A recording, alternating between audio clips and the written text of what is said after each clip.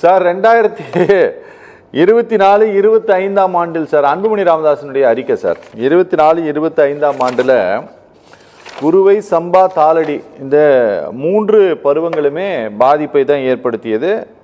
மேட்டூர் அணையிலிருந்து ப்ராப்பராக தண்ணி திறக்காதனால காவிரி டெல்டா மாவட்டங்களில் 3 லட்சம் ஏக்கர் மட்டும்தான் குறுவை நெல் சாகுபடி செய்யப்பட்டது. அதுவும் போதிய விளைச்சல் இல்லை.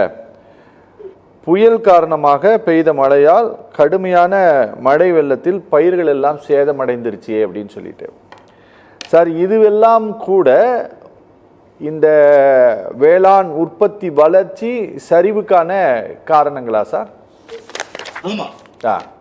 நான் இதை தான் உங்ககிட்ட முதல் சுற்றுல இருந்தே கேட்டுட்டு இருந்தேன். நீங்க சொல்லலைங்கிறதுனால தான் அன்புமணி ராமதாஸோட அறிக்கையை நான் படிக்க வேண்டியதாயிருச்சு.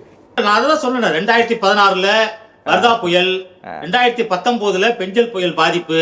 சரி, இதுதான் பாதிப்பு நான் சொல்றேன். இது நான் ஏற்கனவே சொல்லியிருக்கேன். அதாவது சார் 24-25 தமிழ்நாட்டுடைய மொத்த மாநில உள்நாட்டு உற்பத்தி 17,23,698 கோடி. இந்த பொருளாதார வளர்ச்சி உற்பத்தியில வேளாண் துறையுடைய பங்களிப்பு 1,72,369.8 கோடி மட்டும்தான். சரி, இப்போ 17,23,698 கோடி செலவினத்துல பார்த்த உள்நாட்டு உற்பத்தி வளர்ச்சியில பாத்தீங்கன்னா ஒரு தமிழ்நாட்டினுடைய ஒரு தனிநபர் ஆண்டு சராசரி வருமானம் 2,29,826 ரூபாய்.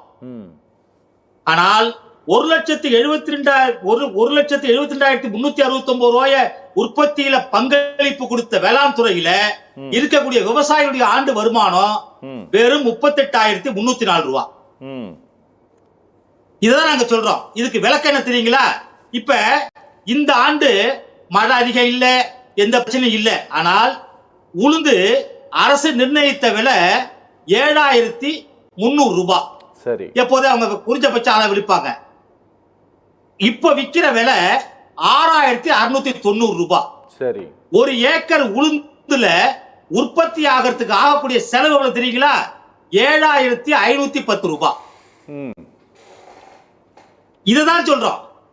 நீங்க வேளாண் விளைபொருளுக்கான விலையேற்றம் இல்லாத காரணத்தினால் மாநில உள்நாட்டு உற்பத்தியினுடைய பொருளாதார ஏற்றத்தில் விவசாயியுடைய பங்களிப்பு குறைந்து கொண்டிருக்கிறது. விவசாயத்துறையின் மூலமாக கிடைக்கக்கூடிய வருவாய் குறைந்து கொண்டிருக்கிறது.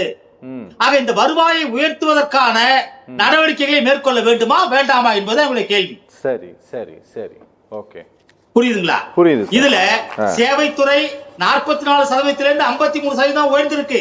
சரி, தொழில்துறை 33% 42% உயர்ந்திருக்கு. 21% இருந்த வேளாண் துறை 10% குறைந்திருக்கு. ஓகே, அப்ப உள்நாட்டு உற்பத்தியில பங்களிப்பு குறைய குறைய குறைய விவசாயிகளுடைய வாழ்வாதாரம் சீரழிந்து போகும். ஓகே ஓகே, நீங்க பாசன பரப்பு அதிகரிக்கும், பாசன பரப்பு அதிகரிச்சதால விளைச்சல் அதிகரிக்கும். அதெல்லாம் குறை சொல்ல வரல. அரசாங்கம் நிறைய செலவு பண்ணிட்டு இருக்காங்க. ஆனால் வேளாண் துறை மூலமாக அரசாங்கத்துக்கு கிடைத்த வருமானத்துல சதவீதம் எவ்வளவு? பொருளாதார ஏற்றத்துல பங்களிப்பு சரி இப்போ சமீபமா 4% குறையாம இருக்கணும் சார். இப்போ சமீபமா தமிழ்நாட்டோட முதலமைச்சர் கொஞ்சம் பிரஸ் எல்லாம் மீட் பண்ணி பேசினார் சார். அப்போ அவர் வச்ச ரெக்வெஸ்ட் என்னன்னா, நீங்க எங்களை எவ்வளவு வேணா விமர்சனம் பண்ணுங்க, ஆனா இந்த அரசாங்கம் செய்திருக்கக்கூடிய நல்லதையும் சிலவற்றை சொல்லுங்க. அப்பதான் நீங்க பண்ணக்கூடிய விமர்சனங்களுக்கும் ஒரு மரியாதை இருக்கும், ஒரு மதிப்பு இருக்கும் அப்படின்னு சொன்னாரு. நாங்க உங்ககிட்ட கேட்கறதும் அதுதான். உங்களை மாதிரி இருக்கக்கூடிய விவசாய சங்க பிரதிநிதிகள்கிட்டையும் நாங்கள் இந்த சப்ஜெக்ட் சம்மந்தமாக கொஞ்சம் அதிகமாக பேசுறதுனால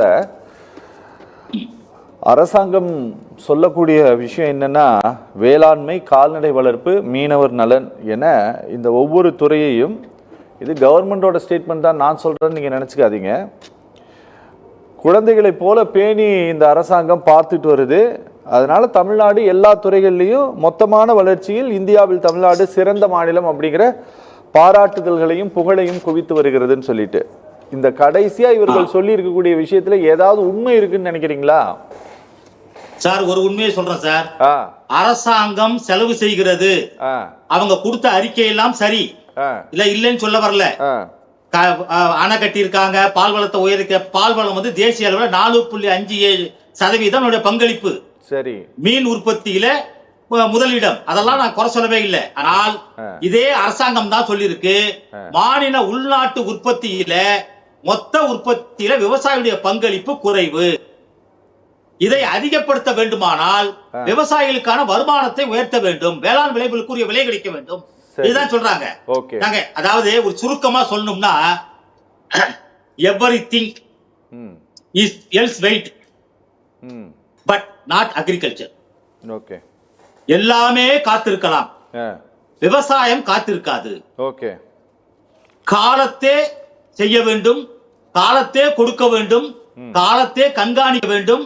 இது எல்லாமே சங்கிலி தொடர் நடவடிக்கையாக ஆண்டுதோறும் இருக்க வேண்டும். அதுதான் அங்க பிரச்சனை. ஓகே. நீங்க அரசாங்கம் செயல்படலாம்னு சொல்லல, அரசாங்கம் செலவு பண்ணலாம்னு சொல்லல. நிறைய செலவு பண்ணிருக்கீங்க, நிறைய கொடுத்திருக்கீங்க, திட்டங்கள் நிறைய இருக்கு. ஆனால் உங்களுடைய அறிக்கையின்படியே, உங்களுடைய கூற்றின்படியே விவசாயத்துல மாநில அரசுடைய உள்நாட்டு உற்பத்தியில விவசாய துறையினுடைய வேளாண் துறையுடைய பங்களிப்பு 0.09 மைனஸ்ல இருக்கு. 4% வளர்ச்சி இருந்தாக வேண்டும். நாங்களே சொல்றோமே, இப்ப நீங்க 2023-24 எவ்வளவு இருந்தது? 3.9% இருந்தது வளர்ச்சி பங்களிப்பு. அப்புறம் 2024-25 எவ்வளவு வருது? -0.09 வருது. அப்போ விவசாயிகளுடைய வருமானம் இழப்பு ஏற்பட்டிருக்கா இல்லையா? அப்ப வேளாண் துறை விவசாயிகள் உரிமை செய்யலங்கிறது அர்த்தம். அரசாங்கம் செஞ்சிருக்கு, ஆனா விவசாயிகள் செய்யறது அர்த்தம் நாங்கள் உயிரை கொடுத்துதான் உற்பத்தி பண்றோம். எங்களுடைய பங்களிப்பின் அடிப்படையில இந்த நாட்டினுடைய பொருளாதார வளர்ச்சி அடைய வேண்டும்னா இதெல்லாம் செஞ்சாகணும். நிறைய மாற்றங்கள் தேவை, விவசாயத்துக்கு வேளாண் துறையில மாற்றங்கள் தேவை, செயல்படணும். அதான் நாங்க சொல்றோம். நாங்க விவசாய வீழ்ச்சி என்பது விவசாயத்துல வீழ்ச்சி இல்ல, மாநில அரசினுடைய பொருளாதார வளர்ச்சியில் விவசாயத்தினுடைய பங்களிப்பு குறைந்து போயிருக்கிறது, இது வீழ்ச்சி காரணம். ஓகே. ஓகே.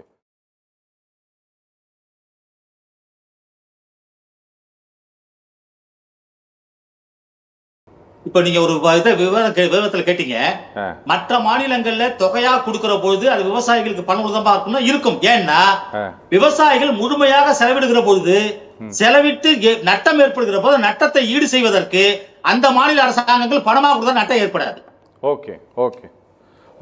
அதனால விவசாயிகளுக்கு மானியத்துக்கு பதிலா இடுபொருட்களுக்கு பதிலா பணமாக கொடுத்து உதவ வேண்டும் என்பதுதான் விவசாயிகளுடைய வாழ்வாதாரத்தை ஓரளவாவது ஒப்பேற்ற முடியும். சார், நீங்க ஒரு சின்ன சந்தேகத்துக்கு தான் கேட்கிறேன். இப்போ இந்த மாநிலங்களை போல எங்களுக்கு இடுபொருளா நீங்க கொடுக்காதீங்க, எங்களுக்கு பணமா கொடுத்துருங்க அப்படின்னு நீங்க அரசாங்கத்துக்கிட்ட ப்ராப்பரா கோரிக்கை வச்சிருக்கிறீங்களா சார்?